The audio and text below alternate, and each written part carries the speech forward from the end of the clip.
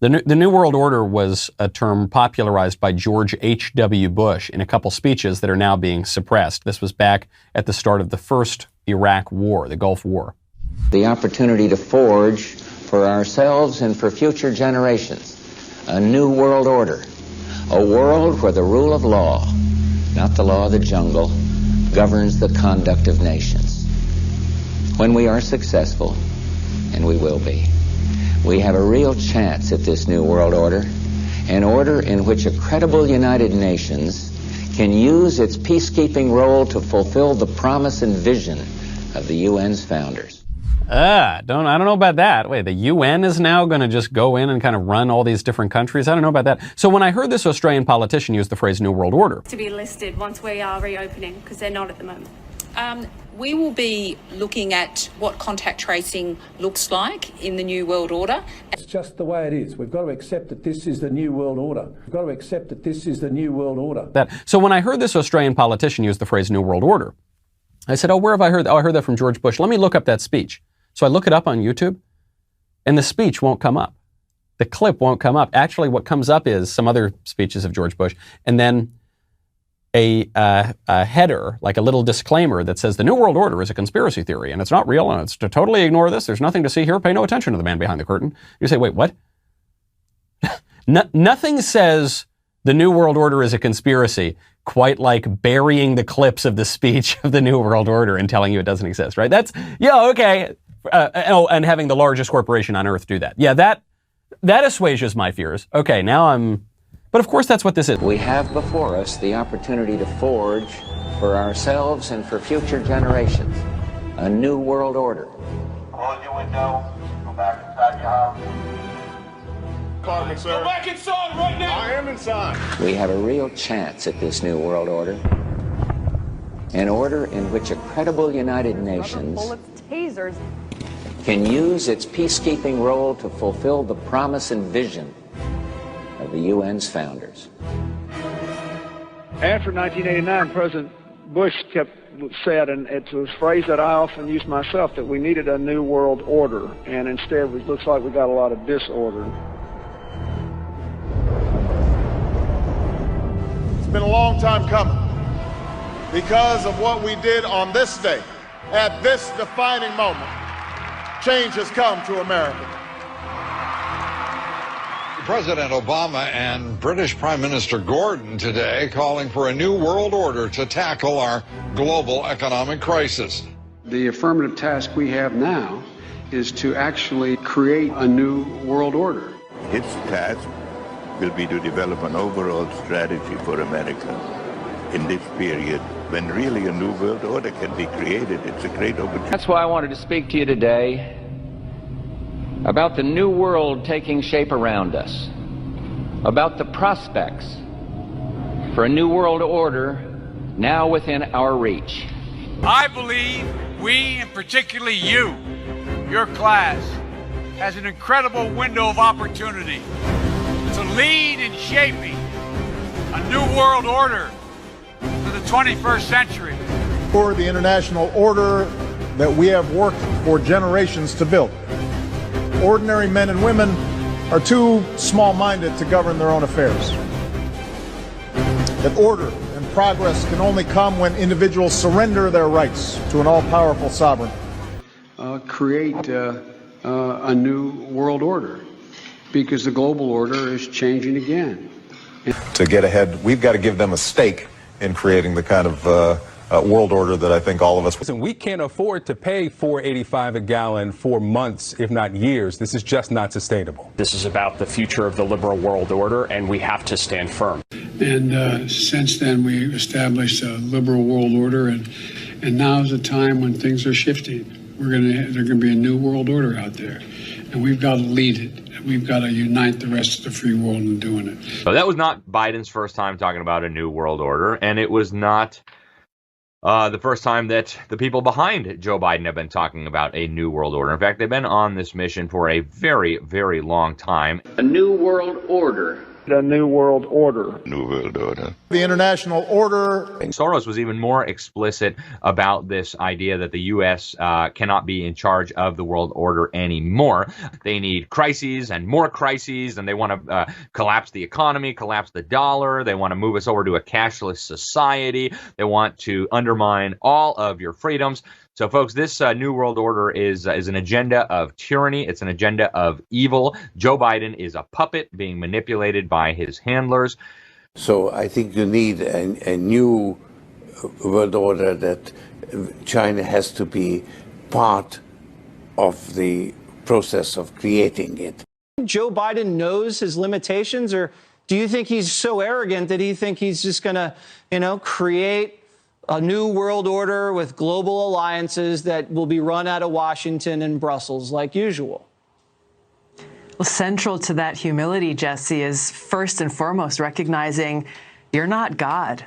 You are not in control. And if you try to pretend that you are, what will result, even with good intentions, what will result, unfortunately, is more suffering, more hardship for the people in the world that supposedly he's trying to save. When I mention now names like Mrs. Merkel, even Vladimir Putin and so on, they all have been young global leaders of the World Economic Forum. Mm-hmm. But what we are very proud of now, the young generation, like Prime Minister Trudeau, President of Argentina and so on, that we penetrate the cabinets. So yesterday I was at a reception for Prime Minister Trudeau, and I know that half of this cabinet, or even more, half of this cabinet, are actually young global leaders of the World Economic Forum. And that's true in Argentina too. Wow. Yeah. Sorry, that's true in Argentina as well.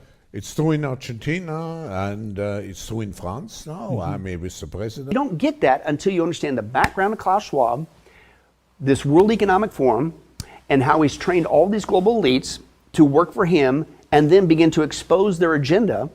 And then you do the historical trail. You're going, wait a second. He just took what Hitler tried to do and didn't get to pull off, and now he's reinvented it, relabeled it, instead of the Fourth Reich to the Fourth Industrial Revolution and the Great Reset. And that's what's going on. And once you get that, and this is what we're trying to provide, oh, I see how it all fits together. Now I see why Canada is doing just as dumb of decisions, if not worse than the current administration here. Oh, that's why Europe. That's why they all keep saying build back better, because it all comes from that source. Yep.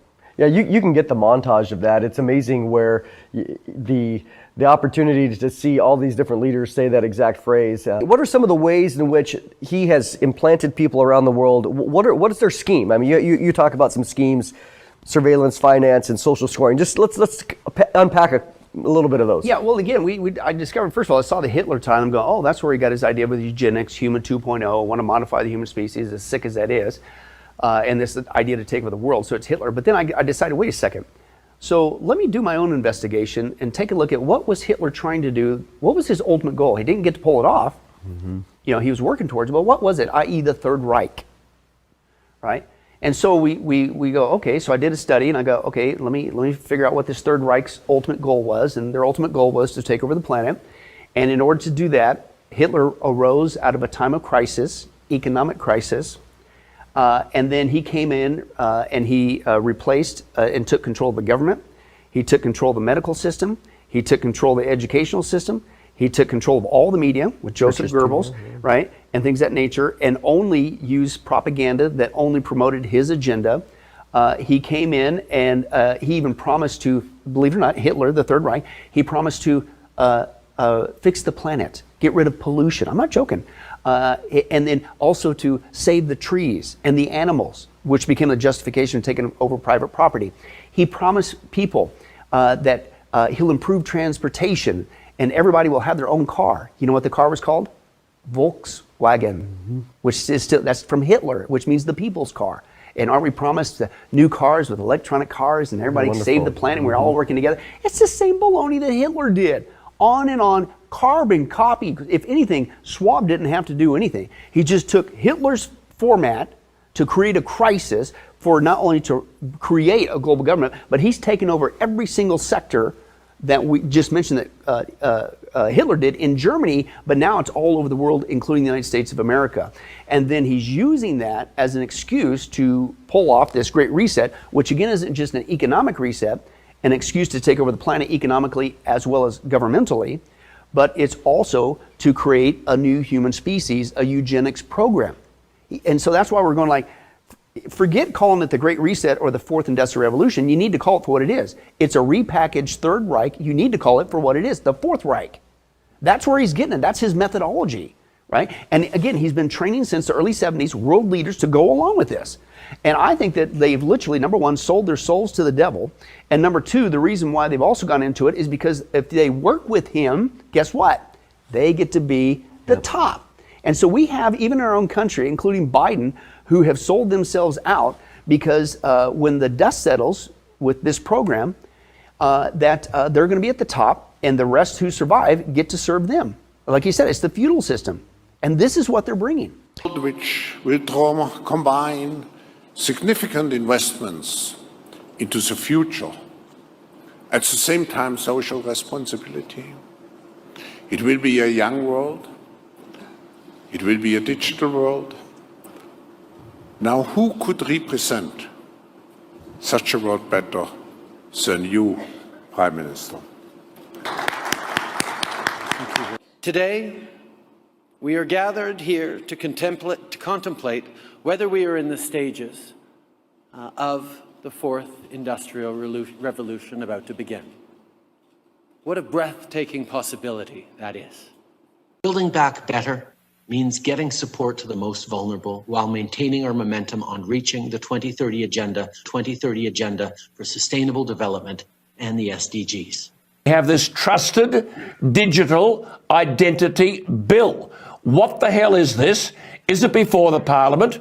And if so, who's presented it to the Parliament? It's designed to create a digital ID for every Australian, compiling all of your buying habits, all of your social habits, all of your religious preferences.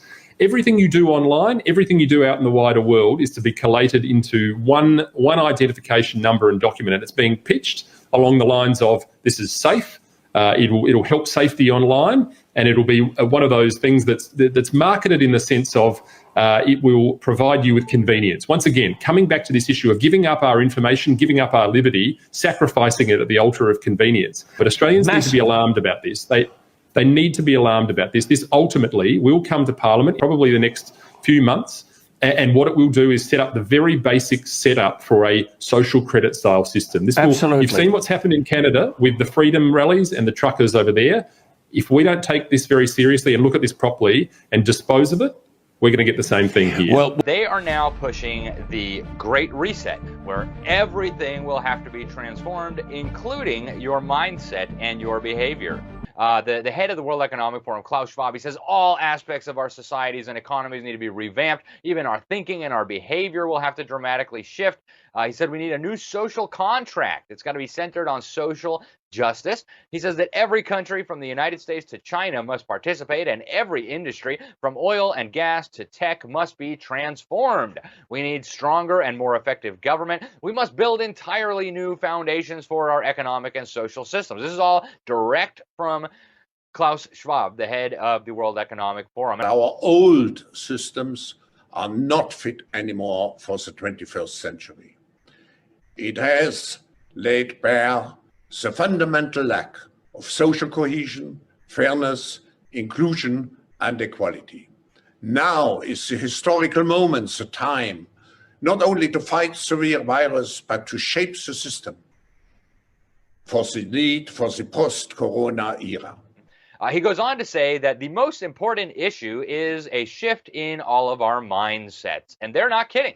Right? If you want to know what kind of shift they're talking about, basically just take all the things that the Bible talks about, you know, man, woman, family, mother, father, children, private property, be fruitful and multiply, all those things that God teaches in the Bible, flip them exactly upside down, and voila. you understand the new mindset that they are pushing us toward. Schwab himself explained what this means in 2016. He said it's a revolution that will fundamentally alter the way we live, work, and relate to one another.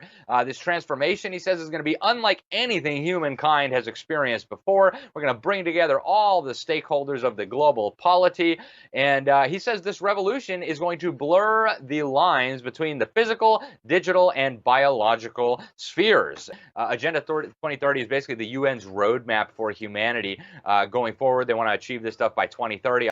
They want everybody so brainwashed, all the kids are going to not just accept sustainable development, but promote it. Go down to goal number 10. We have to have global wealth redistribution. This is a direct quote from Agenda 2030. We need to reduce inequality within and among countries. This is only going to be possible if wealth is shared and income inequality is addressed, right?